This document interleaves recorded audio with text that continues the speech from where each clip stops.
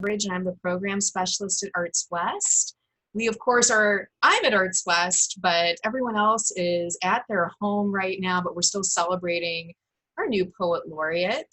A little bit of housekeeping. Arts West is part of the City of Athens Arts, Parks, and Recreation Department.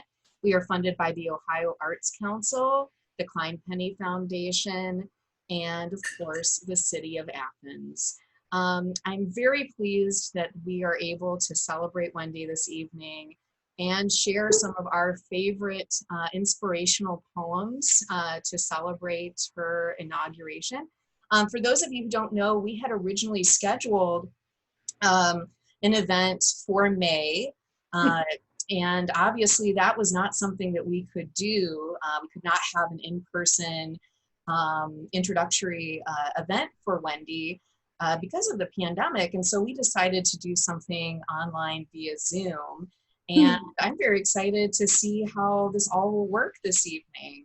I have my poem picked out, and I'm excited to see what everyone has chosen to read this evening. So I'm going to turn it over to Wendy, and she is going to give you a little bit of an overview of how everything is going to work this evening. Thank you, Emily. So this is really exciting. I'm sitting here looking at my screen and these names of very dear people are popping up on the screen, and it's really exciting to me. So I guess I really want to start by thanking Emily Beveridge and Arts West for hosting this, for actually pushing me a little bit to do this, because it's already fun and I can't wait to hear your poems. Of course, I thank the City of Athens in general, the AMAC, Athens Municipal Art Commission, for allowing me to take this role in the city. The mayor, who may be able to turn up, he's the big boss of the city, so I thank him too for this opportunity to be with you and to share my love of poetry with you as we move along, even though we have to do it in this very peculiar way. So the deal is, I've been sharing silver lining poems on a weekly basis through, again, thanks to Emily at Arts West. And we thought it would be fun to invite you all to share some silver lining poems. So the idea is that I see that everyone I can see on the screen is muted. So that is terrific. When you're not reading, you want to be muted. And I'm going to start, then I think we'll invite Emily Beveridge to read her silver lining poem, and Emily Prince, who's going to be accompanying me with the community poem that I'm going to read in just a moment. And then we'll open it up to all of you. And I think I'm hoping that it is going to be possible to do this in a flowy kind of way, whereby someone reads a poem, you will read us this poem that you've brought that you love, maybe tell us something a little bit about it, or about why it's important to you. And then we'll all take it in with a breath, and then someone else may decide that their poem would be just the right poem to go after that poem. And there might be a couple of collisions, but I'm trusting that they will be friendly and there will be no injuries. So does that make sense to people? Yes, okay. I'm seeing at least one nod, and so I'm going to hope that that makes sense to you. So thank you. Now, the poem that I am going to share with you is a community poem that came out of an event that PassionWorks organized, hosted on May 31st. They did a parade in place. Of course, they were planning an in-person event, which couldn't happen. So instead, they had puppets and sparkly things and bubbles and all kinds of celebratory happy things going on, and people could drive by and enjoy that. So parade in place. And as part of that, we invited people to take a look at some Passionworks art, consider some questions, and respond with some of their own lines, their own ideas, their own poetry, however they wanted to think about it. And then my task was to take all these contributions and assemble them into a community poem. And that is what I did. I'm going to read the poem. Emily Prince is going to accompany me. Yes, I'm here. Yes, hi, Emily. Hello. You don't have video? I do not. I do not. Scott and Ryan, is there a way that we can get video option for the other participants? But it's okay because I can see you. They should be able to turn their cameras on individually. Yes, I only have a mute button for some reason, and my camera button is not here. That is very strange. Carrie Gunter Seymour is saying it's not an option. Yes, that's what I thought. Oh. Yeah. All right, I'll track that down. Okay. I think they might Okay. have to be put in as panelists and not attendees for that option to appear. I could be wrong about that. I don't know if Scott can make them panelists Yeah. instead of an attendee. That would be great if he can do that. Okay. I'll take a look at it too. Okay, so in the meantime, so I'll babble for just a couple of seconds more while that's going on. Ah, there she is. Okay, so I hope that this is going to happen for the rest of you. If you want to appear, of course, you have the option of not appearing if you would like. But of course, when you're sharing your poem, I think we'd all like to see you. So, hi, Emily. I see the ukulele. Do you all know that ukulele in Hawaiian means seed, speak, flower, flower? I always think that's a poem in itself. Yeah. Okay. Well, I'm going to read this community poem. A number of people contributed to it, and I'm not going to read out their names. One of the contributors spoke with me today, and we agreed that that would interrupt the flow. But when this poem gets posted on the Poet Laureate page, of course, people's names will be posted as well. So this is called Athens Angels on Parade. This town is a house we call home, our safe place, the table where we gather to celebrate, mourn, air our differences, heal. No one, no material discarded. From the margins to the mainstream, differences acknowledged and honored. So many contradictions and paradoxes make up these days. Birthday cakes dance beside bright birds 8 feet tall. Metal printing plates become flowers, a second life. Passion ignited. Athens winter dreams of dogwood and redbud blooming. Light sparkles off streamers and smiles. Blue sky, cloudless day, parade. Like sweet nectar spun into honey, the threads of community have woven tighter as chaos unravels the world.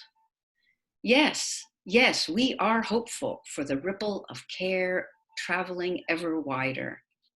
We put on our brave faces, homemade masks we sewed on the machine. When did a mask become a symbol of care, a gesture to say, I see you there? We still recognize our mothers by the love we see in their eyes. We still find our friends even from far away, out of hug's reach. Our homes and hearts grow well-nourished roots while searching for solid ground. Here in the house of Athens, angels dance with and among us. Thank you, Emily. Thank you all. Thank you, Athens Angels. So I think what I will do is mute myself. I will invite Emily Beveridge to read her Silver Lining poem, and then Emily Prince, and then we'll open it up to the world. Thank you all. All right, thank you so much, Wendy. That was beautiful. I have a pretty special story to share about the poem that I'm reading today. So in 2004, I was sitting in front of Wits Custard in Athens, and I was 20 years old, and I had been saying to myself, I really want to read Leaves of Grass by Walt Whitman. And I sat down in front of Wits Custard, which is Perks at the time. And this is what I found. Somebody had left Leaves of Grass with a note saying, "This is free for anyone to enjoy."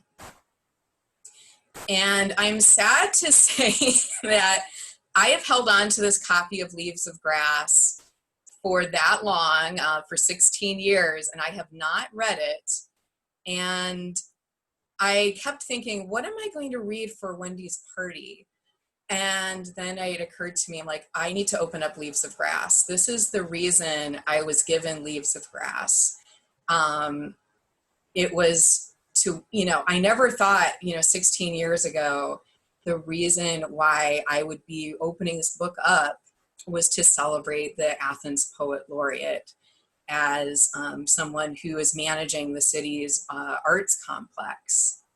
It's actually a really beautiful thing to think about. And so I was like, okay, this is the moment. And so I went through some of the book yesterday. And I'm reading a passage from Song of Myself. I don't know if anyone's familiar with that poem. It's a very long poem. So I'm going to read just one section of it. And it is section 31. And I really liked this passage of this poem because it starts out by talking about how beautiful small things are and natural things. And I think that really ties into Silver Lining Moments very well. But then it leaps into how things are connected and how the author really wants to withdraw in some ways. Like he's finding beauty around him in small moments, and it's kind of connected to this larger purpose. And it's a beautiful passage. So I'm going to start reading it. I believe a leaf of grass is no less than the journey work of the stars. And the pismire is equally perfect, and a grain of sand and the egg of the wren. And the tree toad is a chef d'oeuvre of the highest. And the running blackberry would adorn the parlors of heaven. And the narrowest hinge in my hand puts to scorn all machinery. And the cow crunching with depressed head surpasses any statue. And a mouse is a miracle, enough to stagger sextillions of infidels. And I find I incorporate gneiss, coal, long-threaded moss, fruits, grains, esculent roots, and am stuccoed with quadrupeds and birds all over. And have distanced what is behind me for good reasons, and call anything back again when I desire it. In vain the speeding or shyness, in vain the plutonic rocks send their old heat against my approach.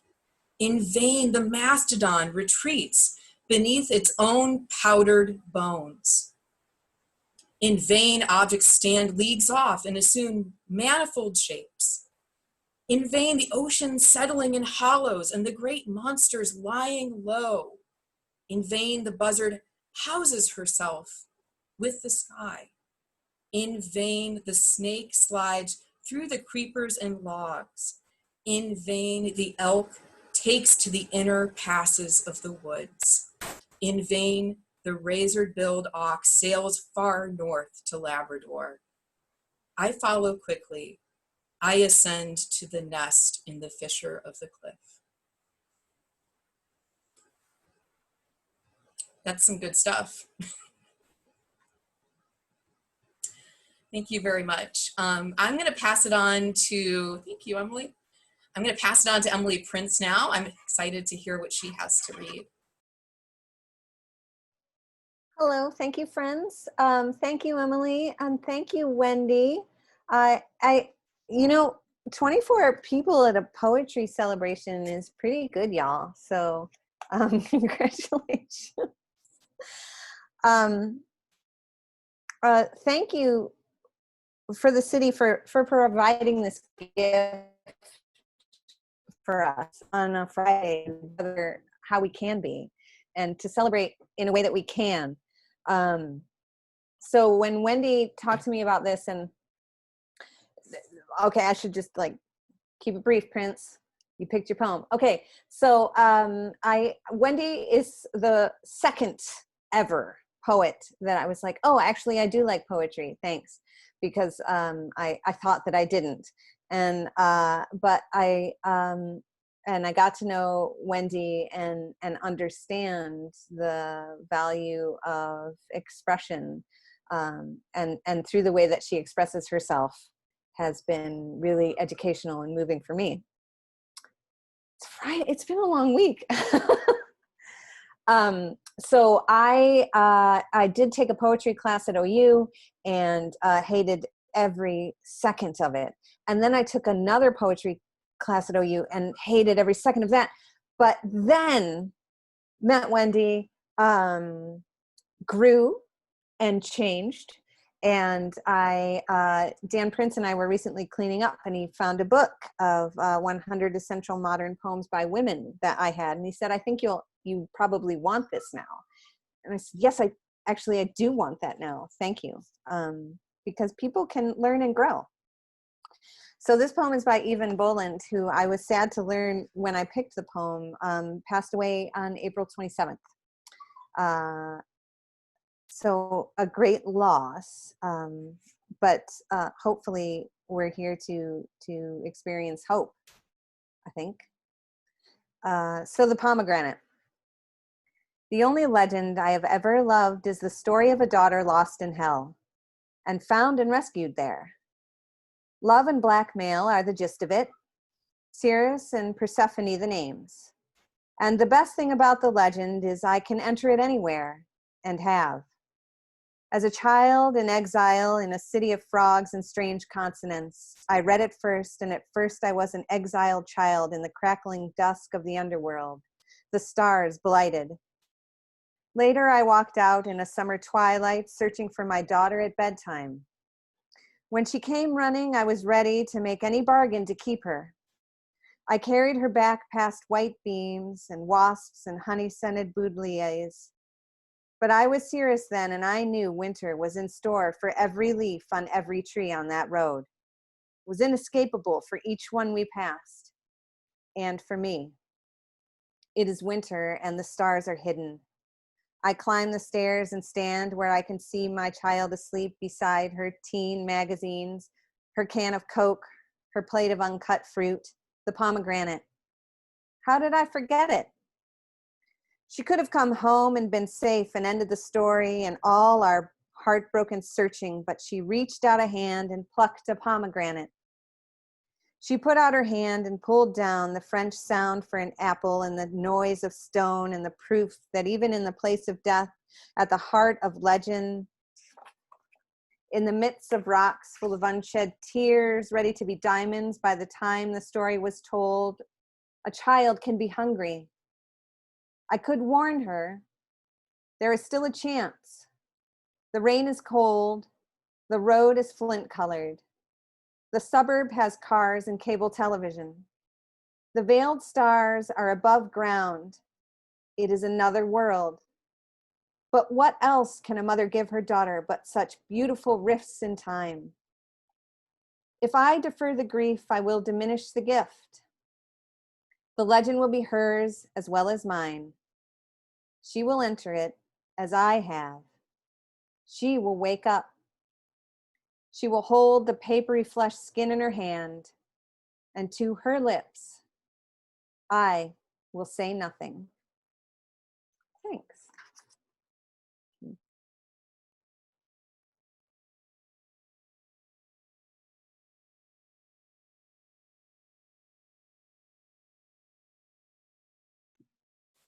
Over to you, friends. I'll go.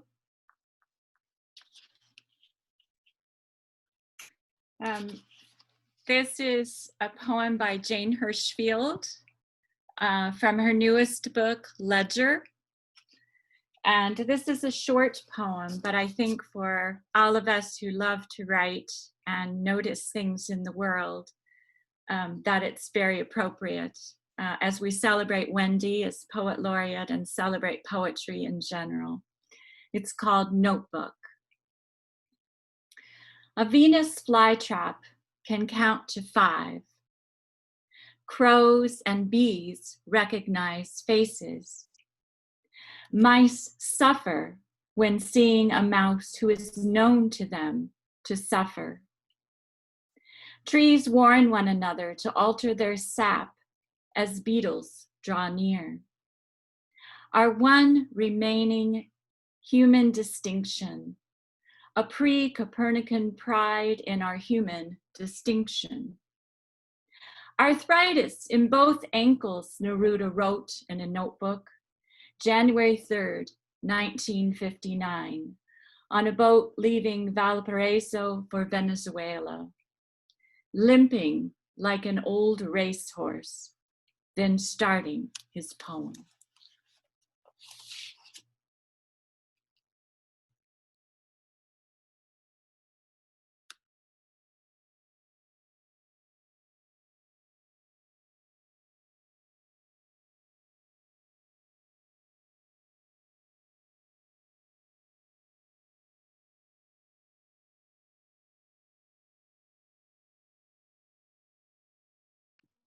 Thank you, Kathy Lentes. Be bold, people. We love to hear your poems. I'll do one if no one else is in the mood. Oh, by the way, congratulations, Wendy. I'm so happy for you.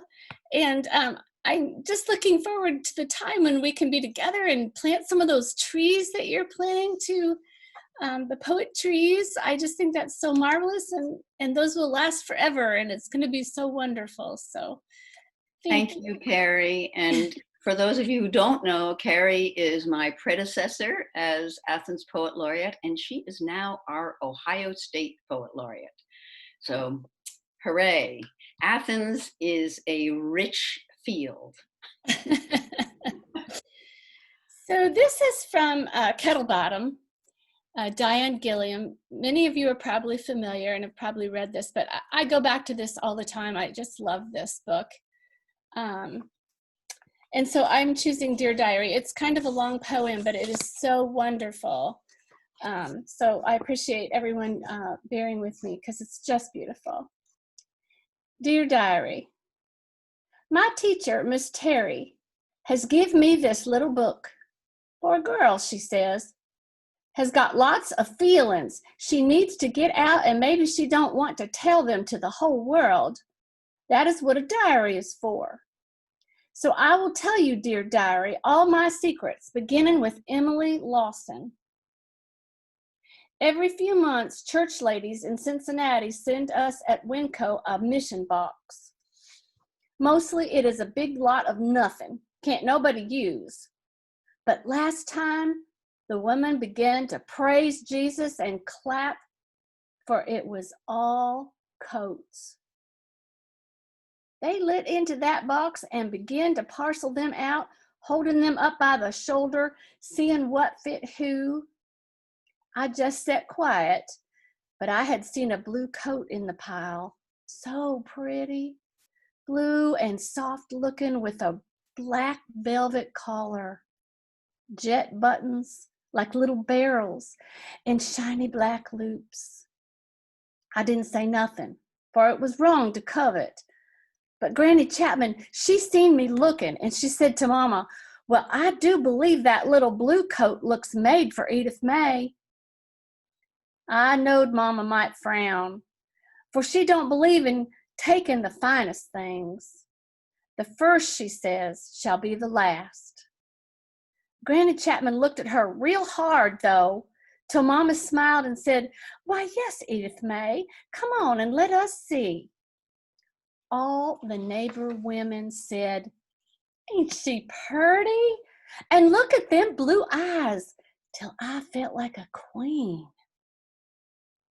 When me and Mama went on home and Daddy seen me in my coat, he commenced a stomping around, for he is hateful of them mission boxes.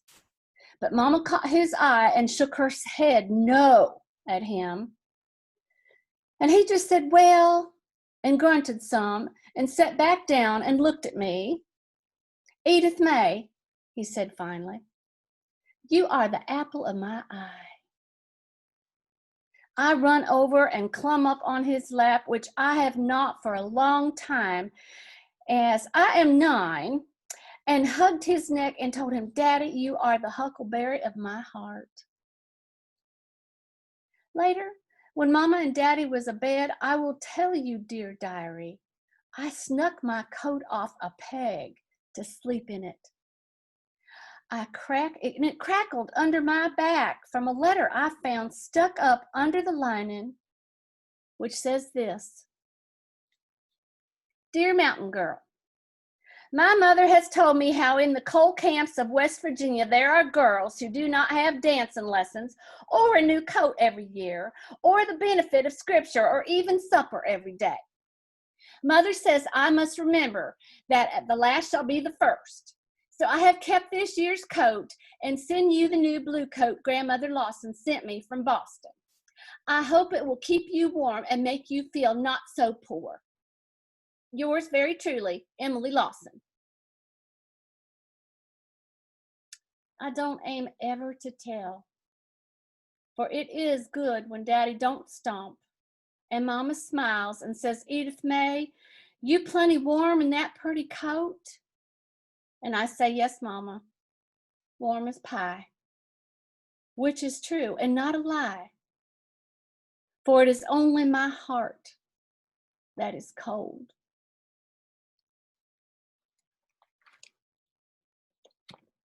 It's a beautiful poem, isn't it? The whole book is really fabulous. I really suggest everybody buy a copy. And Diane Gilliam is an Ohio poet. So you would be supporting an Ohio poet.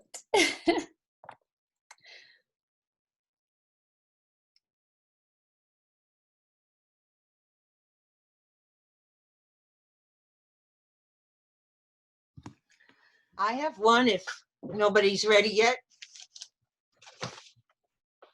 Was I heard? Yes, we can hear you. Okay. I just have this with me from last week's gathering. So Sarah Guilford has already heard it. Dear modern ethicist, I can't discuss this with anyone I know. I don't consider myself a jealous man. I just would like to know where she goes at night. I'm here for her. I always welcome her back. But it's eating at me, not knowing where it is she goes. I don't stop her. I give her her freedom. Still, I want to know. Is that wrong? Is that so wrong? I can't follow her to her haunts or wherever it is she goes. As soon as she saw me, the jig would be up. I just want to know. We have a great loving relationship. I took her in off the streets. I know she's grateful and happy here with me. But in the evening, the inevitable moment comes. She needs to leave, and I always let her. She has always come back to me. But my curiosity is wreaking havoc on me. We always watch the nature shows on PBS, and it got me thinking, especially this series of spy cameras hidden in stuffed animals. Would it be wrong of me to attach a camera to her collar so I could get a glimpse of her world? Thanks in advance for your reply. Fond pet lover.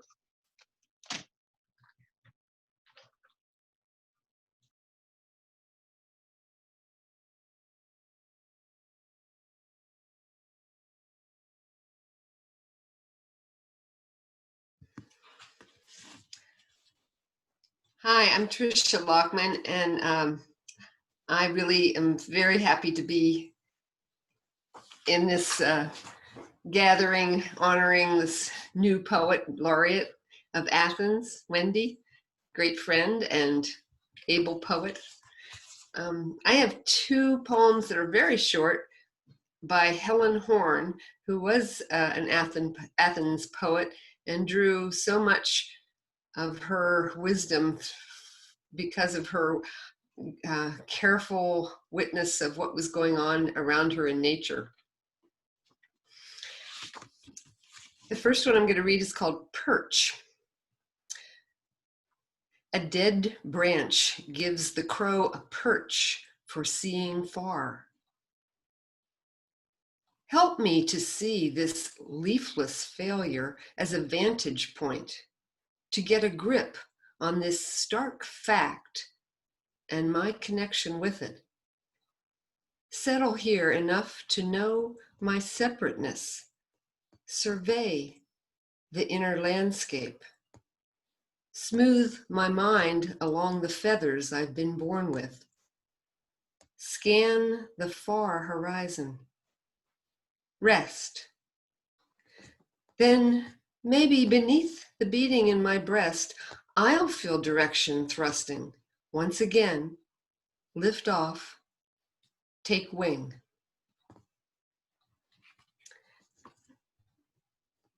The second one is called Alchemy. A leaden day. Beloveds scattered.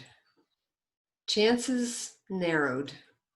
Unknowns closing in.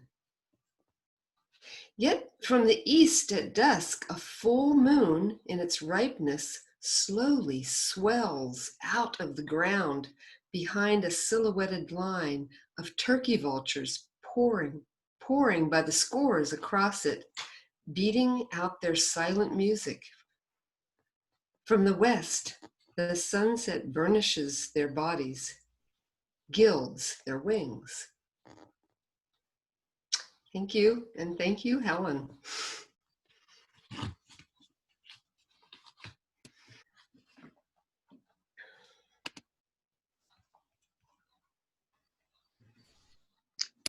Hi, my name is Richard Fox, and I'm from Worcester, Massachusetts, and college with Wendy and John. Hi, Richard. Hi, and I want to thank Wendy and John for this opportunity to visit Athens. I've always hoped to be there and be there physically, and all have heard about the community and the town. But this is really cool. It's really, I enjoy hearing the poems that you've chosen to read and the lovely way you're presenting them. So thank you. I have one real short poem, and I'm going to make like a young person, and I'm going to read off my phone. It's kind of hard to figure out this year, 2020. And I found myself, going back and reading Linda Pastan, who's one of my favorite poets, and she really nails it in very few words. This explains this year to me in the best way I've heard it. It's called A Short History of Judaic Thought in the 20th Century. The rabbis wrote, although it is forbidden to touch a dying person, nevertheless, if the house catches fire, he must be removed from the house. Barbaric, I say. And whom may I touch then? Aren't we all dying? You smile your old negotiator smile and ask, but aren't all of our houses burning? Thank you.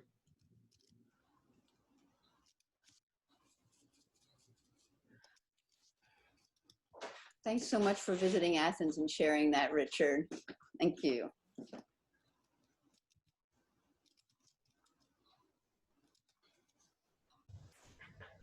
Hi everyone, I'm Stephanie Kendrick. I see this really as a party to celebrate Wendy, since we haven't really been able to formally do that. Parties need dancing, and so I'm going to read a poem about dancing that was actually written by Wendy out of her book, The Dancer's Notes. Out of control dancing. Around you, eyes, like dark tunnels, mere fractured light, red, green, dizzying yellow sparks.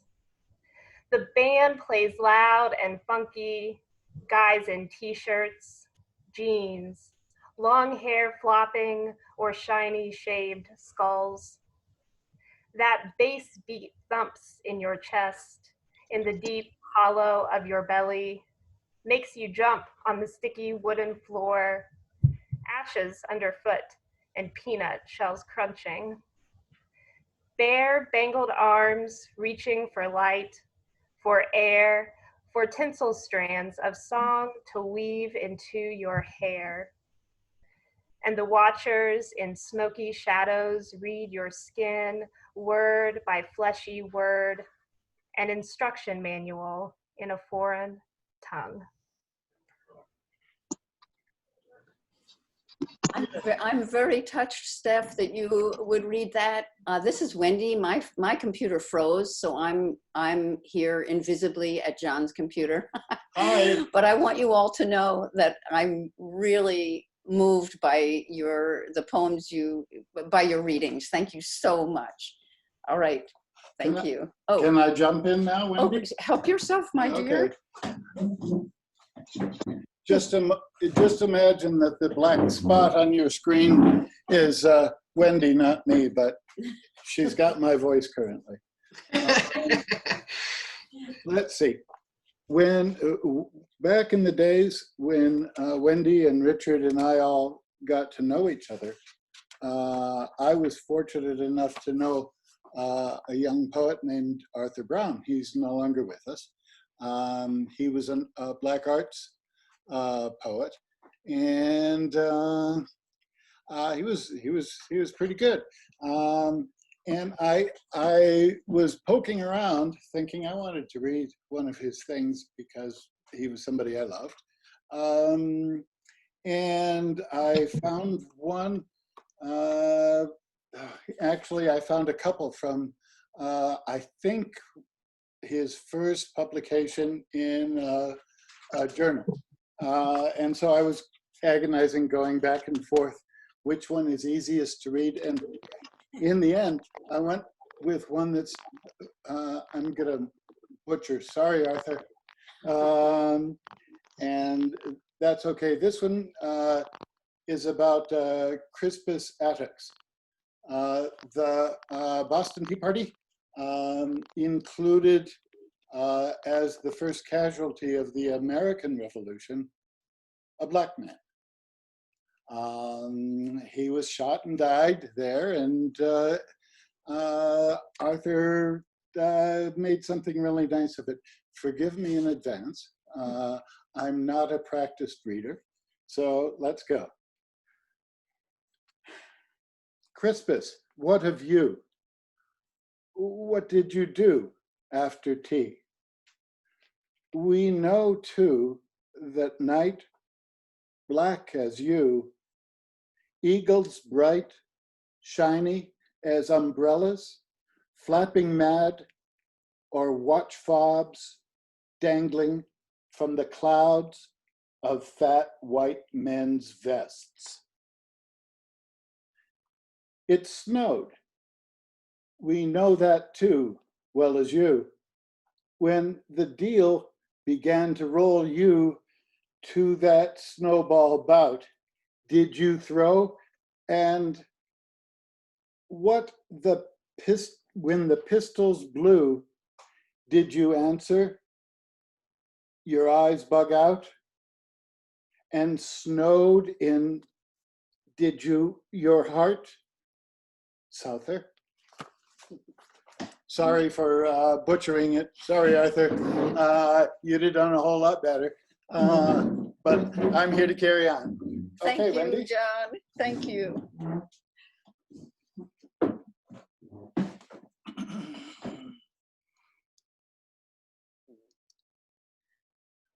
I wish we had video. Mhm.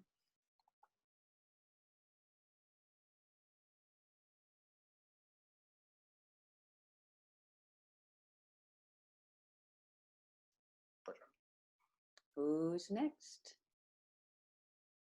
We can call it a night if nobody's brave enough. Hush. I see faces and names, people I love out there. I bet you've got poems for us.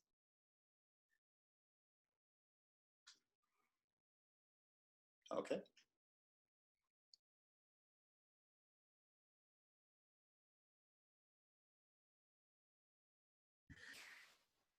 Sarah, you need to unmute. At the bottom left of your screen, Sarah, there'll be a little microphone icon. If you click on that, we'll hear you. Yeah, There you go. I think I've got it. Yes. You do? This is a limerick, which I attempted. It's not too bad, I guess. I don't know. Oh, that was last year sometime. What's burning?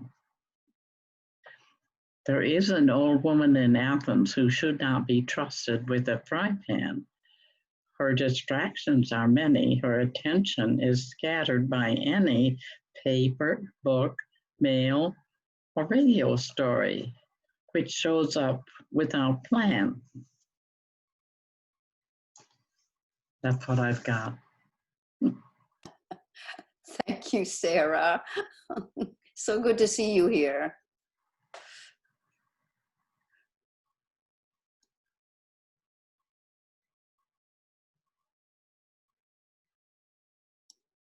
Nancy, were you going to read us a poem? Okay, thanks for coming to listen. Karen, are you going to read us a poem? No, I just came to listen too. Well, I'm so glad you did. I'm so glad you did. Thank you. Heather? No, sorry, I've not planned for one. So next time. Thank you. Okay. Yes, we will have. I hope we will have a next time, and I hope that next time I don't get disappeared by my computer. Emily, and I see names. I see names without pictures. I see Jeanette. I see Diane. I see Alexa. I see Beverly.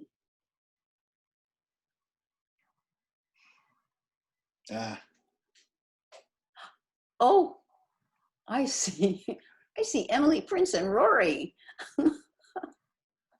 I see Bren. Actually, I have a silver lining poem, but it's upstairs. I'm gonna have to, oh, John's gonna go get it for me. But anyone else, feel free to jump in too. Ask Richard to read one of his. Oh, I see Richard scrolling.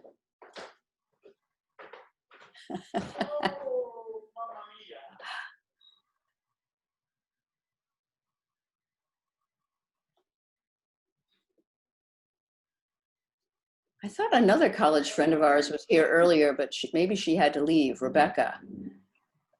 Yeah, she was here, Becky, yeah. Too bad. Congratulations, Wendy. I forgot to add that. Oh, thank you, Richard. Thank you. What fun we're having, I have to say. Even though this would be more fun if we were actually at Arts West, but then you wouldn't be able to be here probably. So I don't know. You could mount, a computer on, on top of a chair and pretend. that's right. And exactly. Yeah, I was going to say that at the end of this party, if we were at Arts West, we would all reconvene down at Casa for an after party. But Hey, Wen, yes, sir. is it in a book? No, it's on top of the printer. And Oh, actually, okay. if you're talking to me through my computer, maybe it's recovered. Andy, is it okay if we invite people to unmute and have a little conversation? I think that's a great idea. Just Yes. because it seems like there's a lot of people here who may have some wishes for you, that type of thing. So maybe this can be our little interlude between poems. If everyone wants to unmute, go ahead and do that. Obviously, if you start talking, you're going to be the person featured on the screen. But yeah, let's unmute. Oh. Let's chat. Oh, and it's so great to see everybody's faces. Wow. Hi, Kathy. Hi, Karen. I'm so happy to see you. Good to see you too. Karen's beaming in from Columbus, isn't that right, Karen? Yeah, I'm in Columbus. That's great. And my friend Nancy's beaming in from North Carolina. Ooh. So we're, Hi, Nancy. Richard already told us he's from Worcester, Mass. Yeah. On the table talk pies. So would you like to, I had picked out a silver lining poem for you that felt really appropriate to this evening. So I'll give it to you and then we can chat some more too. This is Naomi Shihab Nye, and it tells a wonderful true story that I confess I did not know about until I read it in this poem, and then I had to go look it up, and I found out that it is an actual real true story. And it's about casting our voices across boundaries to one another, which is what we are doing right here. It's called Cross That Line. Paul Robeson stood on the northern border of the USA and sang into Canada, where a vast audience sat on folding chairs waiting to hear him. He sang into Canada. His voice left the USA when his body was not allowed to cross that line. Remind us again, brave friend, what countries may we sing into? What lines should we all be crossing? What songs travel toward us from far away to deepen our days? I just love that poem.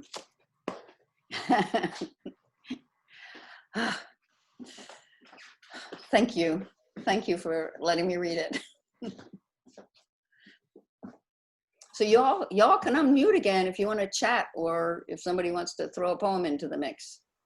Does anyone else out there have a poem that they brought? I know there must be another one. I do. Bev? I don't know if I'm unmuted. Beverly, can you hear me? You're there. Yes, we can hear you.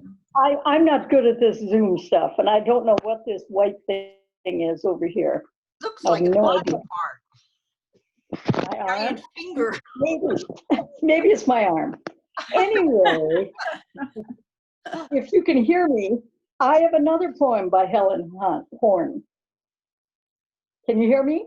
Yes, we can.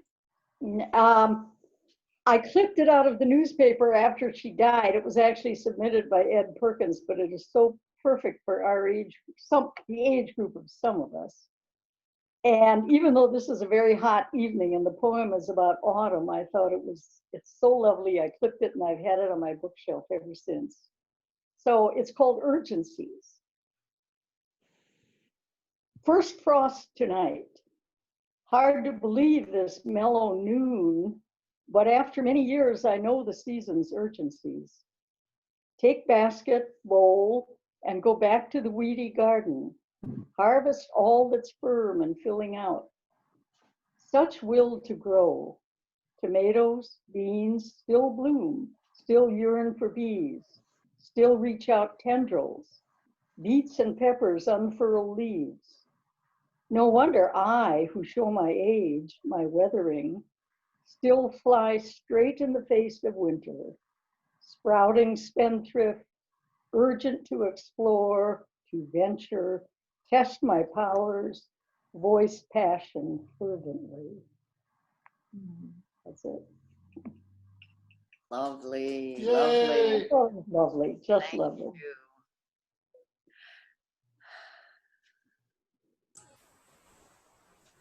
Does anyone else have a poem? I can read another one. Yes. Go, Richard. Good. This is the right poem for tonight, I think. The first poet who really grabbed me and made me think about more than the words on the page was Denise Levertov, a book called Oh Taste and See. It's a wonderful book. And this is a poem called The Secret. Two girls discover the secret of life in a sudden line of poetry. I, who don't know the secret, wrote the line. They told me, through a third person, they had found it, but not that it was, but not that it was not even what line it was. No doubt by now, more than a week later, they have forgotten the secret, the line, the name of the poem. I love them for finding what I can't, and for loving me for the line I wrote, and for getting it so that 1,000 times till death finds them, they may discover it again in other lines, in other happenings, and for wanting to know it, for assuming there is such a secret, yes, for that most of all. Thank you.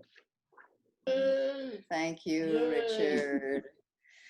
I too love Denise Levertov,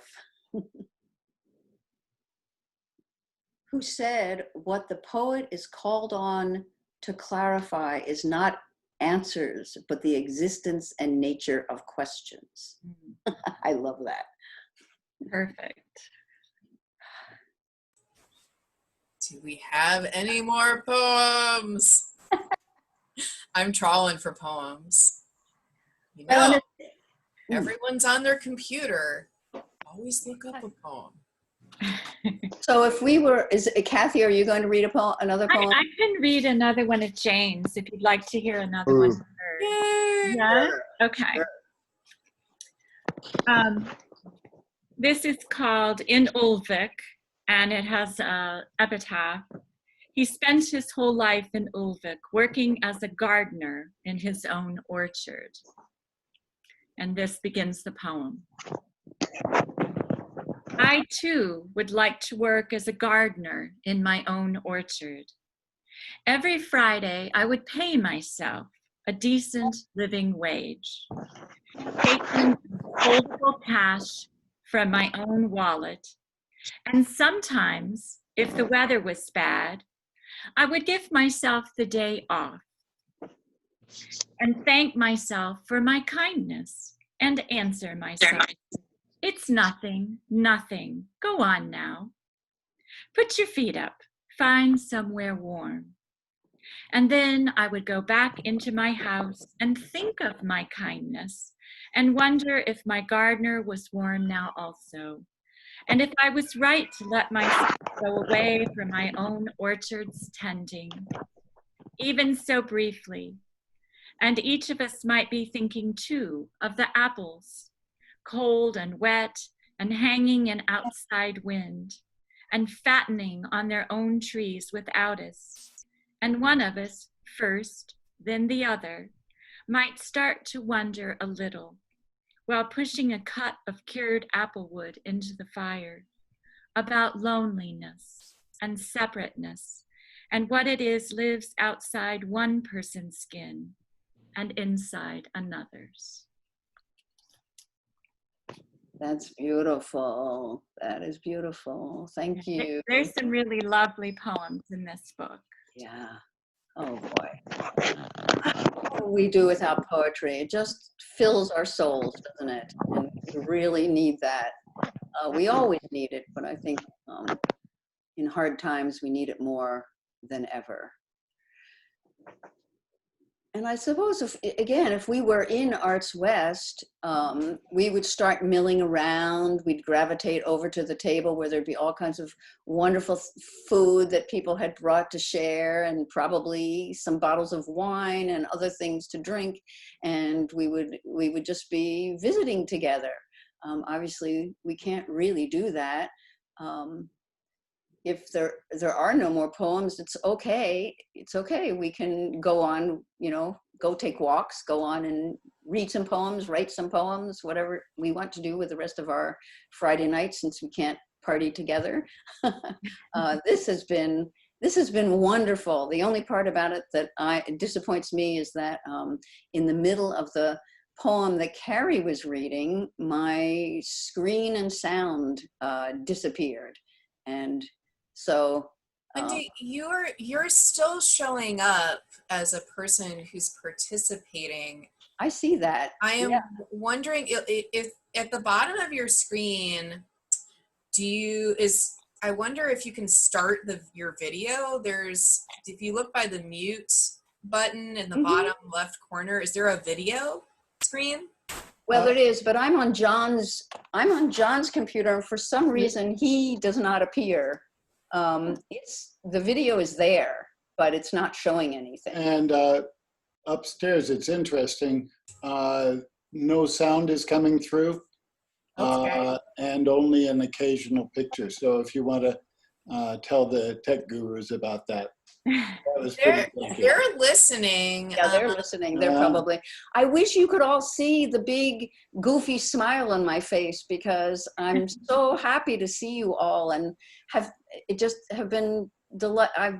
delighted to hear these poems, and people who have come to listen. That's marvelous too. To see your faces and see you drinking in the poems has been wonderful. And I wish you could see my reaction to you. You just have to take my word for it. She's grinning. Yes. Kind of nice. It's like you're the Wizard of Oz. Like you're just behind the curtain. Yeah. Behind the curtain. We can just hear you coming from above. Yikes.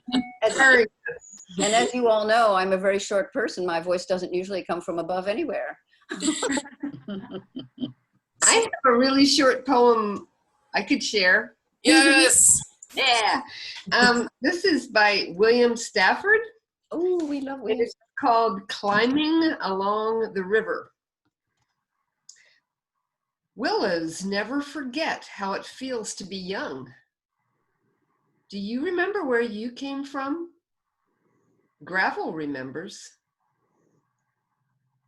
Even the upper end of the river believes in the ocean.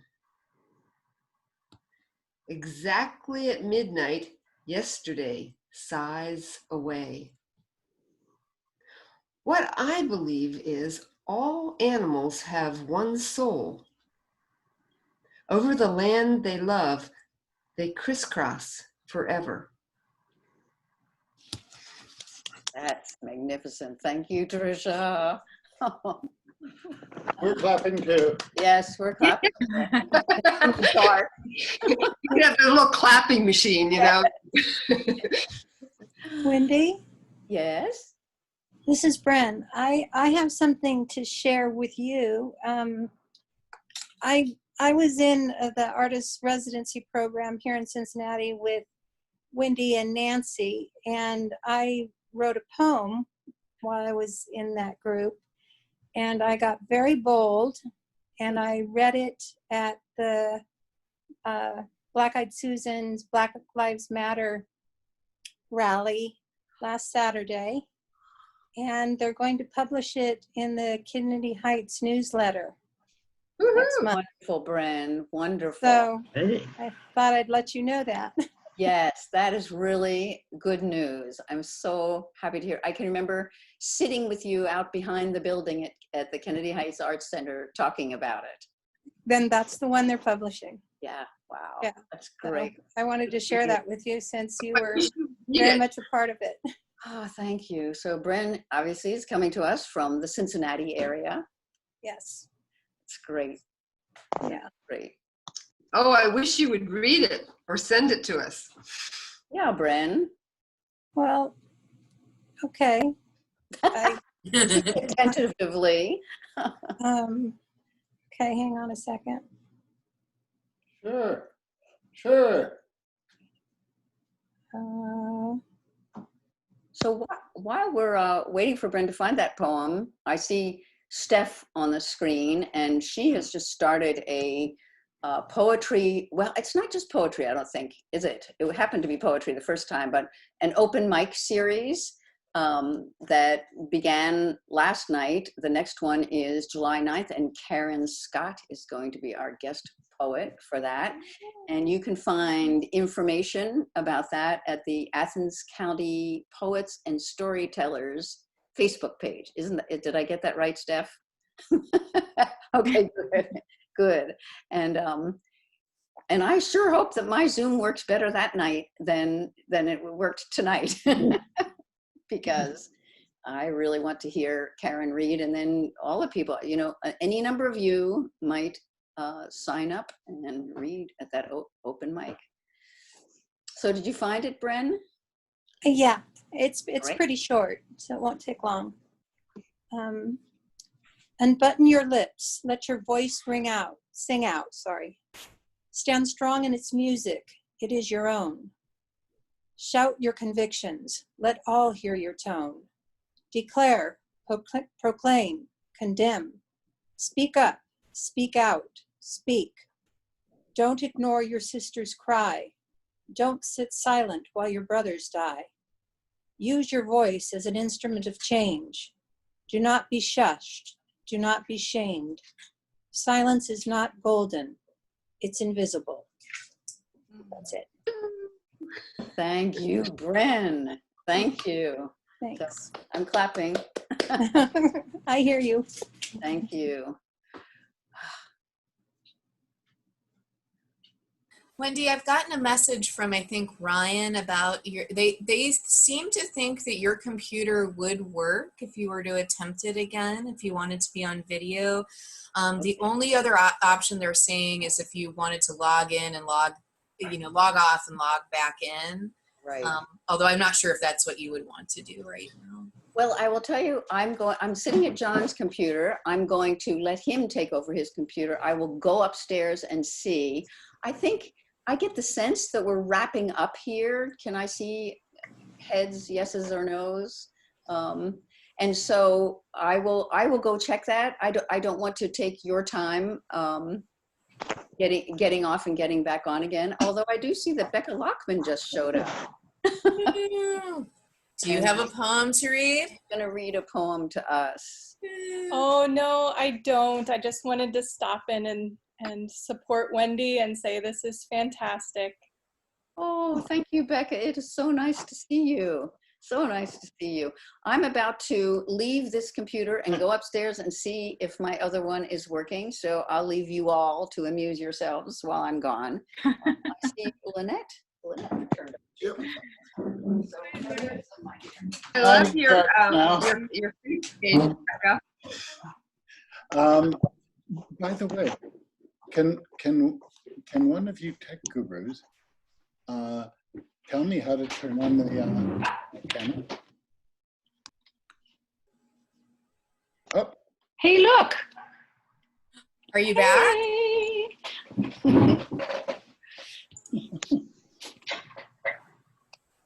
Can you hear me?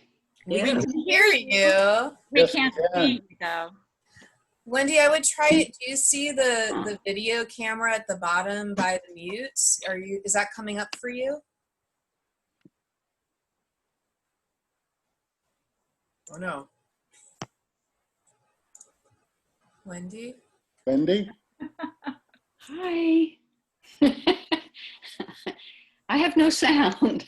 Yeah. So we bye. can hear you now. We just can't see you. I'm going to come back to you and just say goodbye to people. Up there, I've got the video and down here I have the sound.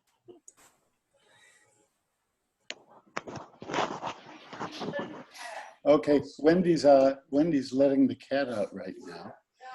And as soon as Dora decides not to go out, she'll come on back. We can only imagine.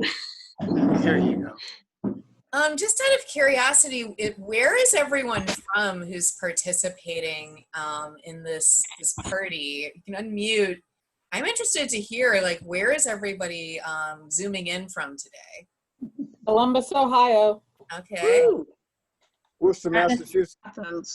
Yay! Frederick, Maryland. Frederick, Maryland. I'm Emily's sister-in-law, Emily Prince's sister-in-law. Oh my goodness! I love Frederick, Maryland. My husband's from Olney, so we passed by Frederick to get back here. We love it here. We've been here 30 years. Awesome. Great. I'm just your neighbor to the south. I live in Meigs County, Ohio, for those of you who aren't in Ohio. I live a mile from the Athens borough limit to the south. Cincinnati. Awesome. Ooh, I'm near Asheville, North Carolina. amazing. Oh, That's amazing. great poetry in Asheville. This is great. I mean, normally, if had we hosted this event for Wendy in person, we would not have had all of these people from all of these different locations able to attend. So I think it's really interesting to see, I think sometimes we're all stuck on these limitations that we have right now. We are gaining some incredible things through situation that we're in. And one of the things I'm hoping that can happen once events start back up again is I would love to be able to continue to incorporate this type of interaction into live events. My husband's a local DJ. We're very events focused, and always thinking like, okay, how are we going to reincorporate or get back to live events? And I would love to be able to continue to have this type of wider participation along with live events. So it's just really heartening to me to see where everybody is from. It's amazing. There are people in our community who are spending the quarantine, especially those who live alone. They go to a different open mic across the country every night. And some they return to because it becomes a second home. I kind of think that will continue, not in the same level as being the only option, but as a way just for poets to network with each other. I know for me, it's been great because I live in a very rural area, and I've been able to participate in book launches and readings and webinars from all over the country that, normally I would not have access to. So there are some very positive things about this Zoom life that we're living right now. I'm just happy to see so many faces I know too, because right. It allows us to go international too, because on Sunday afternoons I'm hanging out with a group of poets from Paris, France. So, and all over the world. It's great for people who love to sing too, even though we can't sing together. We've been singing, each person muted and the leader singing or putting on a tape with various parts. So I've been singing with Melanie DeMore and Maura Smiley, people from either coast, and with people from all over the country. It's been fun. Truly a silver lining we're experiencing. Yes. Yes. Somebody in the message has just said they found this event. They are in Florida. And he found the event on Facebook. So I'm assuming they may not actually be, from Athens or have an association. They just found it, so that's great. I think that there are so many possibilities of having live events that incorporate this wider net so other people can participate remotely. I think it's amazing. Can I ask a question? Can you hear me? Yeah. You, Beverly. Yeah. If we do this again, can I invite a distant friend, someone in Vermont? Sure. Yes. Okay. Yeah. So for anybody who if we were to do the event again, what you can look in the discussion, actually no, it's in the description field of the Facebook event. There's a link to the Zoom. There's a Zoom link, and you can email that out to people. You can message that to people, and all they have to do is click on that link at the appropriate time, and they'll join in. That's all they have to do. I want you all to know that you inspired me while I was listening to everybody. You inspired me to look up who Maryland's poet laureate is. And I actually, her name is Grace Cavallari. You all may know her. I am not much of a follower of poetry. I wish I were, but life has not let me do that yet. But I found a poem of hers that looks intriguing, and I'd be happy to share it if you would you like to hear it? Yes. Okay. Emily Prince knows this takes a lot of courage for me. So, so by Grace Cavallari, the Poet Laureate of Maryland. This poem is asking for your love. This poem is not usually like this. I don't know what came over it. It's mostly violet under the sun with a large yellow parasol and a pond with a center that never freezes. I swear I had no idea. I'm so used to trees of hearts and cherries within its branches. I can't imagine what woke this poem up with a truth I never wanted. It called out the tower window and said I was alone. That in itself is a morbid lie. I have long shadows in autumn and clouds anytime there is a sky. In fact, everything was going so well until this poem wanted to undress me and bring back my love and hold me close and rub my forehead when I had fever. It had no idea what trouble could come from this, so I wrote it, then I ran from it. Now I can erase it to show I never needed it after all. Because don't you know, poem, if you have to ask for something, it's no gift. Thank you, Jeanette. I like that. Yeah, that's great. Thank you. Thank you for letting me read. Oh, fabulous. I love that airplane on your ceiling. Oh, thank you. My dad built that. He's gone now, but it's a Piper Cub model that my dad built that we hung up in our front room. During World War II, my brother built those paper airplanes and hung them all from the ceiling. Tons of them. Very cute.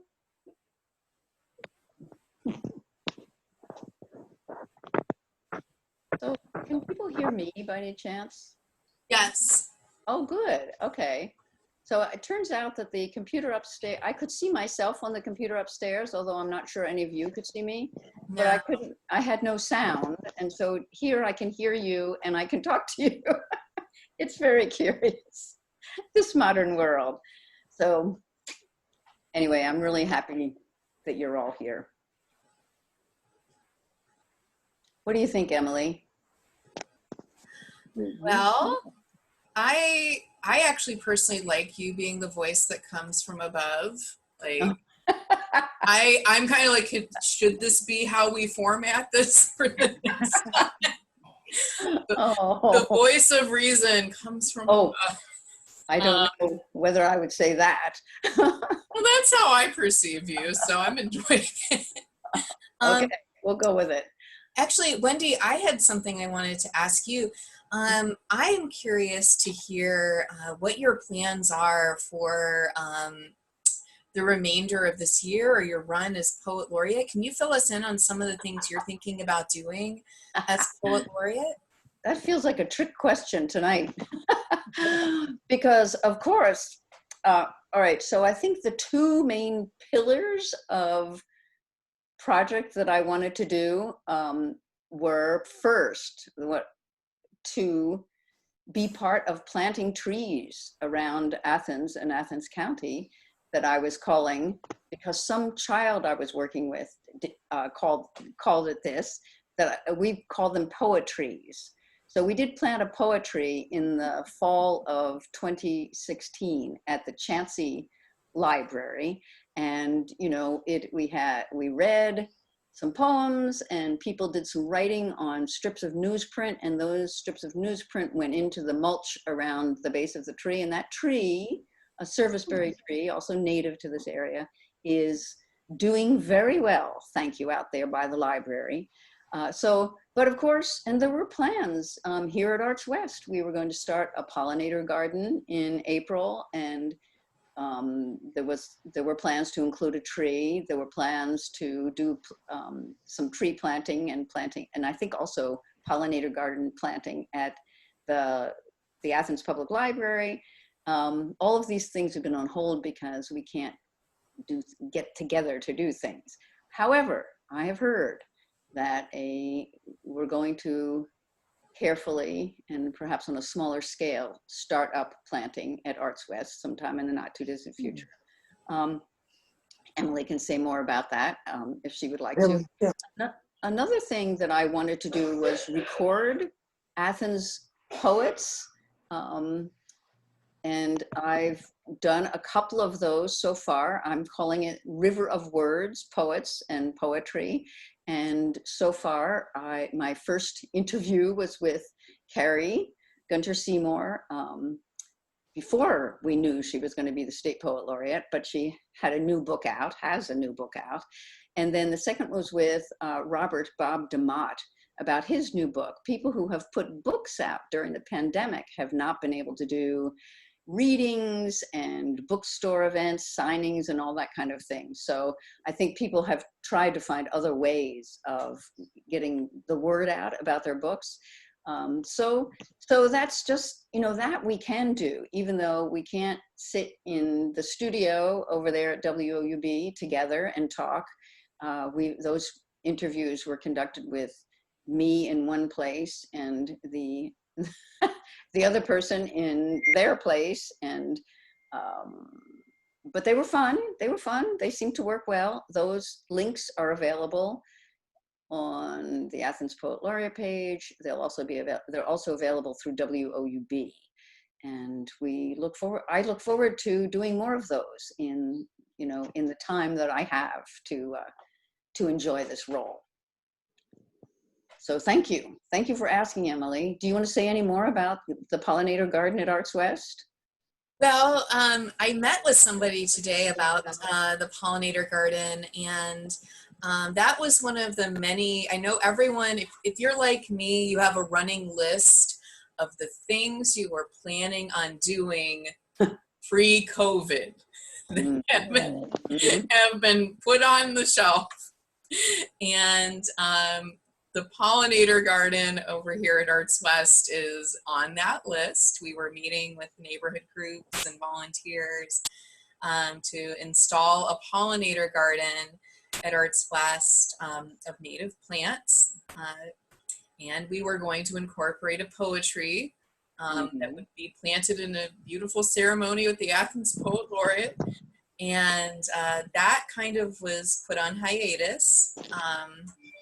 But now we're starting to talk about it again, just because it seems like there are ways where we can distance ourselves and still have volunteers come in and help with planting the plants and maintaining the plants. If anyone's like me, I have suddenly become obsessed with gardening during yes, all right. I kind of thought that it would be a nice thing for volunteers, or for there to be opportunities for people to get out and garden at Arts West, if we were to even put a smaller version of the pollinator garden in. And so we've started to talk about it again today. And I spoke with Wendy earlier, and it sounds like there may be a poetry in the works, which is that's wonderful. That is wonderful. I'm excited about that. So Wendy, do you have any closing thoughts for us? Does anyone else have anything that they wanted to say? I guess I would like to say, I would like to say thank you to everyone. And we were talking earlier about how there are often technical glitches with this kind of situation, but that people are generally patient and generous about them. So I'm so glad that you're still here, even though I'm apparently just the ghost in the machine, disembodied voice. I thank you for coming, and stay tuned. We'll try to do this again, and someday we will be able to be in the same spaces together. And even our faraway people, who knows, they may be able to come visit us. Traveling may be possible again someday. Nah. Pessimist behind me speaks. But can I, is there ever a time when you get together like this when you'd all read your own work? Because I would really enjoy hearing that. Sure. The Zoom thing when you would do that. Well, we'll just keep you posted, Bran. We'll make sure you find out about this. There is, as I said earlier, the open mic series. Steph is starting, and I believe that if you go to the Athens County Poets and Storytellers page, you can see how to sign up for that. Can you say that one more time so I can write that down? So I should ask Steph, is this confined to Athens County people? Last night we had somebody from Toledo. Athens County Poets and Storytellers. Poets and Storytellers. Okay. It is not confined to Athens. Right. Anybody. Right. I'll be posting the banner and the sign-up sheet for the next one this weekend. But you don't have to say anything to go and listen, do you? Oh no, not at all. Please. Okay. Mm-hmm. We love listeners too, don't we? I mean, poets need people who want to hear their poetry. Okay. Hope there are people out there who want to hear it. I never know if I'll be brave or not. Wendy, can you hear me? Yes. I just want to remind people that the show about Gloria Steinem is on PBS tonight, I think at 9. Called Gloria Steinem, A Life. It's about the founding of Ms. Magazine and so on. I saw clips of it. It looks pretty good. So, thanks, Beverly. If you're interested. Thank you. Well, I guess I would say thank you again. Keep reading poetry. If you are a writer of poetry, keep writing poetry. If you haven't written poetry before, it's never too late to start. And I hope to see you all again, on screen or off. Thank you so much. Thank you, Wendy. Thank you. It's nice hearing, meeting, seeing you all. Bye. Goodbye.